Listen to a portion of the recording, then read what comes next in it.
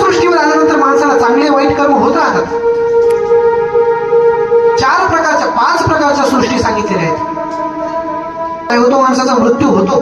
त्यानंतर माणसाचे जे 13 दिवस असतात ना, 13 दिवस ते गरुड पुराणावर लिहून ठेवलेले आहेत. त्या 13 दिवसामध्ये माणूस घरामध्येच असतो आणि सगळं आपल्या डोळ्याने बघत असतो. गरुड पुराण ऐकलं तुम्ही? मग तुम्हाला सांगायची गरज नाही.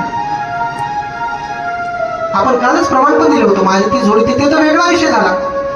मग 13 दिवस माणूस कुठं असतो? आपल्या घरामध्ये असतो.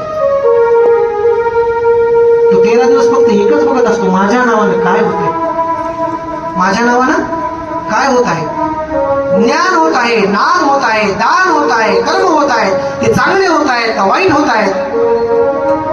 कोण बघत असतं? मनुष्य.